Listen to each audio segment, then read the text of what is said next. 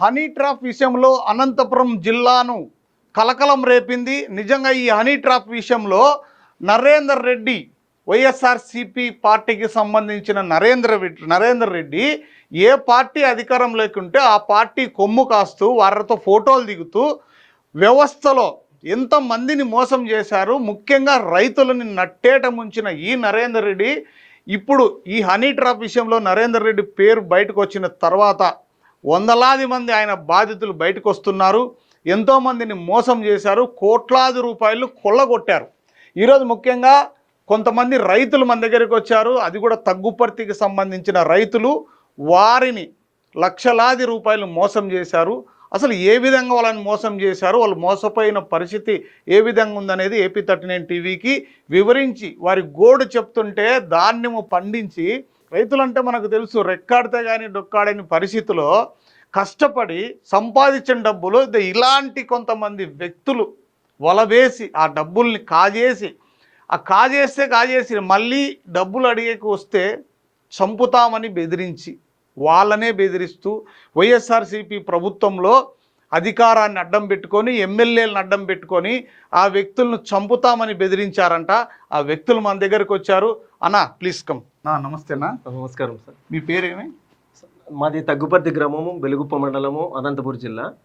ఈ నరేందర్ రెడ్డి అనే వ్యక్తి వచ్చేసి మనము 2014లో మాకు పరిచయం అయినాడు.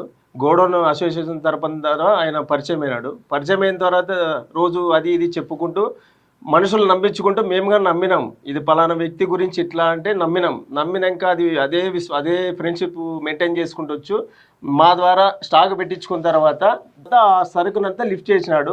కోల్డ్ స్టోరేజ్ పెట్టినాడు. డ్రై గోడౌన్లో కనేకల్ గోడౌన్లో స్టాక్ పెట్టిన తర్వాత అమ్మేసిన తర్వాత మాకు 2 months బ్యాక్ తర్వాత తెలిసిన తర్వాత 1 year తర్వాత మీకు వస్తాయి, ఫ్లాట్ అమ్ముతాం ఇస్తామని చెప్పుకుంటూ వచ్చారు.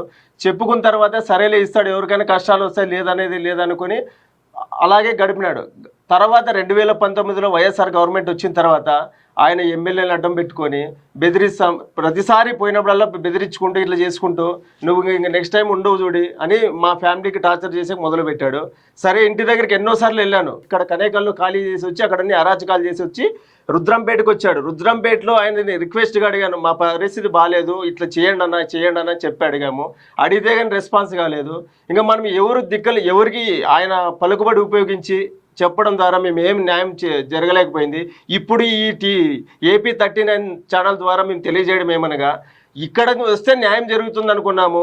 తర్వాత సీఎం దృష్టికి కానీ తీసుకోవాలనుకున్నాం. దీన్ని ఇంత అధ్వానంగా ఎంతోమంది ఇంకా బయటికి భయభ్రాంతులయ్యి ఎంతోమంది బయటికి రాలేకపోతున్నారు. ఇప్పుడు మేము ధైర్యం చేసి వచ్చినాం ఈ ఛానల్ ద్వారా. మేము కోరడం ఏమంటే న్యాయం చేయమని అడుగుతున్నాం. మాకు రావాల్సిన డబ్బులు న్యాయం చేయమని అడుగుతున్నాం. ఇట్లాంటి బాధితులు కనేకల్ మన అనంతపురం జిల్లాలో బయటికి రాకుండా వ్యక్తులు చాలా మంది ఉంటారు. మాకు తెలిసి ఇప్పుడు మేము వచ్చినాము, మా ద్వారా రైతులంగా వచ్చేవాళ్ళు చాలా మంది ఉంటారు. అందుకే ఈ ఛానల్ ద్వారా తెలియజేయడం ఏమంటే, ఇట్లాంటి వాళ్ళని మరి దృష్టికి తీసిపోయి కఠిన చర్యలు తీసుకోకపోతే ఇంకా ఎన్నో కుటుంబాలు నాశనం అవుతాయి. దీన్ని దృష్టిలో పెట్టుకొని ఇతన్ని ఏమి విధంగా శిక్ష పడాలో ఆ విధంగా శిక్ష వేసి మాకు న్యాయం చేయవలసిందిగా కోరుతున్నాం. మీకు ఎంత రావాలి డబ్బులు మొత్తము? సార్ మా కుటుంబం తరపునే 82 లక్షల దాకా రావాలి సార్. 82 లక్షలు. ఏమవుతారు? మా ఫాదర్ అవుతారు. మీ ఫాదర్? అవును సార్. ఇక్కడ ఇది KC Nagireddy rural godown. KC అన్నారు, అది నరేందర్ రెడ్డి. దీంట్లో మీ సరుకు పెట్టినారు. అవును సార్. 550 క్వింటాల్ మా సరుకు సార్. మా నాన్నది క్వాంటిటీ సార్. ఏమిది క్వింటాల్? శనగలు 550 క్వింటాల్ శనగలు క్వాంటిటీ. ఈ బ్యాగ్స్ వచ్చేసి 1018 బ్యాగులు. 1000 బ్యాగ్స్ క్వాంటిటీ. ఇది మీ నాన్న ఫోటో, ఇచ్చిన రిసిప్ట్ ఇది. అవును సార్. తర్వాత మీ అమ్మ పేరుతో ఎన్ని బ్యాగులు? 620 క్వింటాల్ సార్. 1145 బ్యాగులు. అవును సార్. ఇది కూడా సేమ్ శనగలే సార్. ఇది మీ అమ్మ ఫోటో. అవును సార్. తర్వాత ఇది నీ ఫోటో. నా ఫోటో. నీ పేరుతో ఎన్ని సంచులు? 620 బ్యాగులు. అవును సార్. అంటే 652.70 క్వింటాల్. అవును సార్. సో దీని లక్షల్లో అయితే లక్షల్లో సార్. దీని ఇది కూడా వేసినాడు. వ్యాలిడిటీ 18లో పెట్టినాం సార్. 19లో గవర్నమెంట్ వచ్చిన తర్వాత, వైఎస్ఆర్ గవర్నమెంట్ వచ్చిన తర్వాత మమ్మల్ని భయభ్రాంతులు గురి చేసి మొదలు పెట్టాడు. ప్రభుత్వం వచ్చిన తర్వాత. వీంది ఏ ఊరు మొత్తం మీద? సార్ వచ్చేసి వాళ్ళ తాతది వచ్చేసి కనేకల్ సార్. వాళ్ళ అమ్మగారు వచ్చేసి ఇక్కడ రాపుతాడు. ఇక్కడ చేరుకున్నాడు సార్. ఇది నీ పేరుతో నీ పేరుతోను, అవును మీ అమ్మ పేరుతోను, మీ నాన్న పేరుతోను, మా నాన్న పేరు. మాకు ఇదేంది అగ్రిమెంట్ ఇది? సార్ ఇక్కడ మళ్ళీ రిక్వెస్ట్ చేసి అడగడం ఏంటంటే వాళ్ళ ఇంటి దగ్గరికి వెళ్ళాను సార్. వాళ్ళ ఇంటి దగ్గరికి వెళ్ళాను. వాళ్ళ ఇంటి దగ్గరికి వెళ్ళి మా పరిస్థితి బాగాలేదు, ఇట్లా ఉంది, ఇట్లా మాకి కొన్ని ఫైనాన్స్ ప్రాబ్లం ఉన్నాయి, సరే మాకు ఏదో న్యాయం చేయండి అంటే, సరే మీరు చెప్తున్నారు కాబట్టి ఒక అగ్రిమెంట్ నేను ఒక అగ్రిమెంట్ చేసి ఇస్తాను, ఆ చేసిచ్చిన అగ్రిమెంట్ని అమ్మినప్పుడల్లా ఒక 10 లక్షలు ఇస్తాను, చేపించుకుంటారా నువ్వు అమ్మి అన్నాడు. నా మీద రాసిన తర్వాత ఆయన మళ్ళీ అక్కడ వాళ్ళతో కమిట్మెంట్ అయ్యి, పొలం ఎక్కడుంది? కనేకల్ సార్. కనేకల్ సార్. ఇదేది 19 లక్షలకు రాయించిన. అవును సార్, కనేకల్. ఇంకో అగ్రిమెంట్ కూడా ఏదో రెండోది ఉండాలి సార్, అది వాళ్ళ అమ్మ సార్. ఇది సైట్ సార్. మొత్తం ఒకటేనా అగ్రిమెంట్? ఇది 30 వేరు సార్. ఇదేంది ఇది? 2 అగ్రిమెంట్ రాయించినాడు. అవును సార్. హరికృష్ణ, నారా హరికృష్ణ, మీరు. అవును సార్. నరేందర్ రెడ్డి. అవును సార్. సెంటు 3,70,000 ఎన్ని సెంట్లు ఇది? 16 సెంట్లు సార్.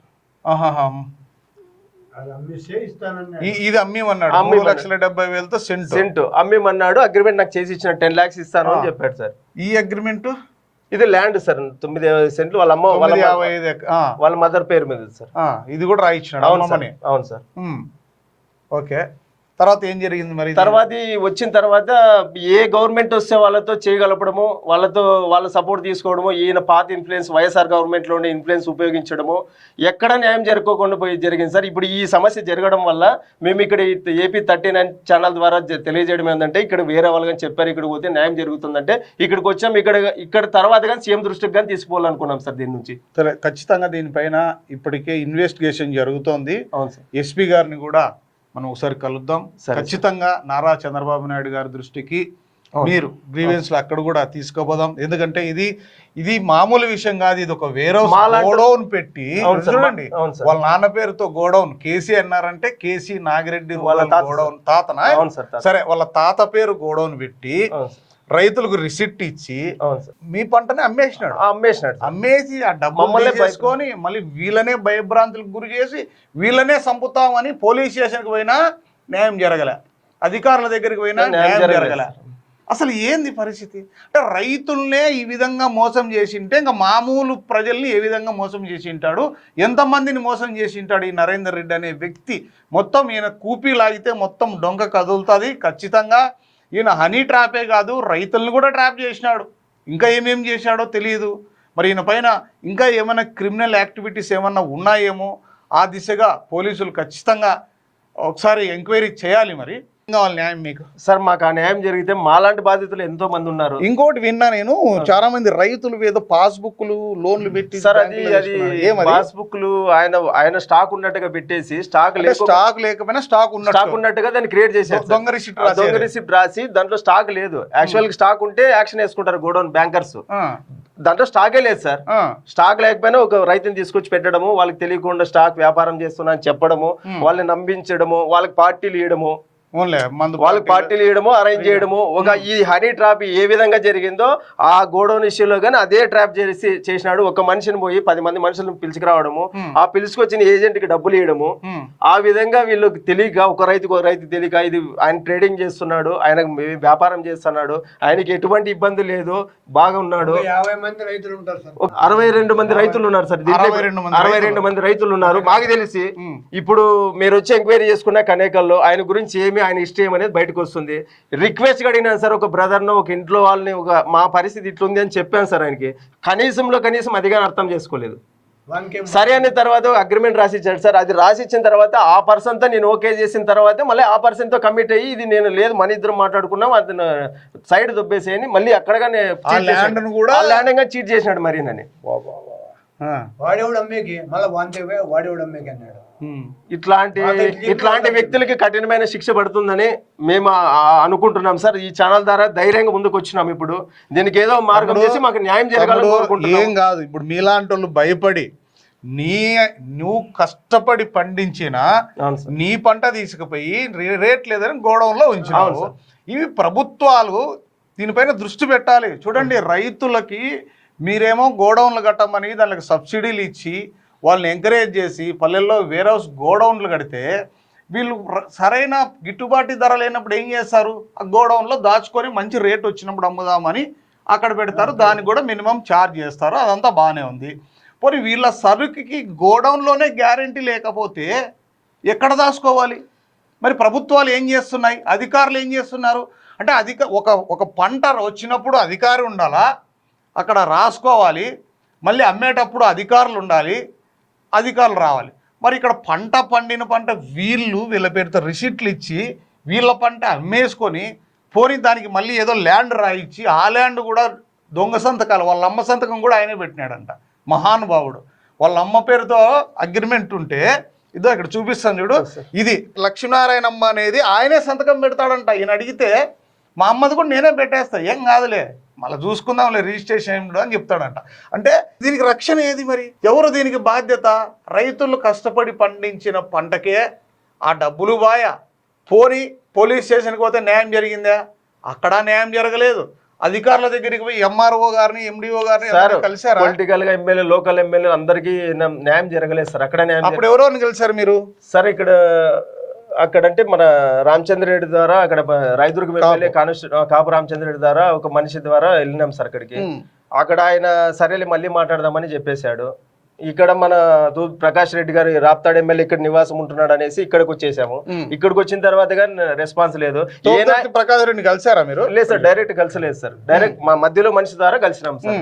లేదు అన్న లేదు విజయవాడకి వెళ్తున్నాడని చెప్పేశారు. అట్లా ఏ ఎమ్మెల్యేని కలవనీయకుండా ఆయన ఇన్ఫ్లుయెన్స్ ఉపయోగించాడు సార్. ఏ స్టేషన్ కి పోనీలేదు, ఏ లాయర్ దగ్గర. ఇప్పుడు మనం ఎక్కడైనా ఇస్తున్నామంటే దానికి వార్నింగ్ పోయి ఉంటుంది, నువ్వు ఇది చేయకూడదని. ఏదో బెదిరించినాడంటే అంటే బెదిరించాడు సార్. ఏమన్నా చేసి మీరు నన్ను అడగడం మొదలు పెట్టా అంటే మిమ్మల్ని ఏమైనా చేస్తామని చెప్పాడు సార్. ఏమైనా చేస్తా అంటే ప్రాణహాని ఉందని మేము కానీ ఇంకా ఆలోచన చేసి దీన్ని ఇంకా డబ్బు పోయి మరి ఇది ఎందుకు ఇబ్బందులు, మరి ఏదో వ్యవసాయం చేసుకుంటున్నాం కదా దాంతో దూరం ఎందుకు అనేసి ఆగేసినాం సార్. భయపడినాం సార్, వాస్తవంగా అయితే భయపడినాం. మాలాంటి వాళ్ళకి ఎంతమంది ఉన్నారు, మాలాంటి వ్యక్తులు బాధితులు ఎంతమంది ఉన్నారు ఇప్పుడు బయటకు వస్తారు సార్. ఇప్పుడు మీ కనేకల్ మేము చెప్పడం కాదు, కనేకల్లోకి ఎంక్వైరీ చేయండి సార్. ఇప్పుడు కనేకల్లోకి వెళ్ళి ఎంక్వైరీ చేయండి, ఆ మండలంలోకి వెళ్ళి. ఖచ్చితంగా నీకు న్యాయం జరిగేటట్లు హరి, ఖచ్చితంగా మాది ఏపీ 39 టీవీ మీకు సపోర్ట్ ఉంటుంది. డెఫినెట్ గా నేను ఇది ప్రభుత్వం దృష్టికి కూడా, కలెక్టర్ గారికి కూడా కలుద్దాము. ఇలాంటివి ఇంకొకరికి జరగకూడదు, మీరు వెళ్ళొచ్చు. Thank you. ఓకే. చూడండి ప్రజలారా, అధికారాన్ని అడ్డం పెట్టుకొని వైఎస్ఆర్సీపీ ప్రభుత్వంలో మనం చూసాం. ఈ రుద్రంపేట బైపాస్లో ఎక్కడ చూసినా ఫ్లెక్సీలు. ఆ డబ్బులు ఎవరివి?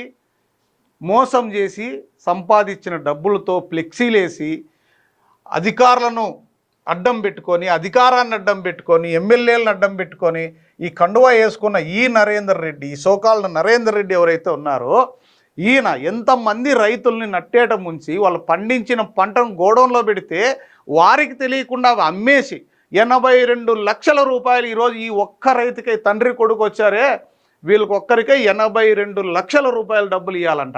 ఇంకా మిగతా రైతులు పంట పండించకపోయినా, పంట లేకపోయినా ఖాళీ సంచులు చూపించి దీంట్లో గోడౌన్లో సరుకు ఉందని ఆ రైతులు పాస్బుక్లు తీసుకుపోయి ఆ రైతుల పేరుతో ఆ స్టాక్ పైన ఏదైతే స్టాక్ ఉంటుందో దానిపైన బ్యాంకులో లోన్ తీసుకొని ఆ పంట అమ్మిన తర్వాత మీకు చెల్లిస్తామన్నా అంటే పూచీకత్తుగా, ఆ గోడౌన్లో అయితే ఏమీ లేదు నిల్లు, కానీ అక్కడ పంట ఉందని చూపించి బ్యాంకు అధికారులను, బ్యాంకులను మోసం చేశారు. ఇప్పుడు ఆ రైతులకు నోటీసులు వెళ్ళాయి. పోనీ వేలం ఇద్దామంటే అక్కడ సరుకు ఉందా? సరుకు లేదు. మరి బ్యాంకులు దివాలా తీయవా అంటే ఇది ఇలాంటి మహానుభావుల వల్ల పేదలు దాచుకున్న ఏదైనా సేవింగ్స్ ఏమైనా ఉంటే ఈ బ్యాంకులు దివాలా తీస్తే చివరికి ఎవరికి నష్టం? ప్రభుత్వాలు ఖచ్చితంగా దీనిపైన యాక్షన్ తీసుకోవాలి.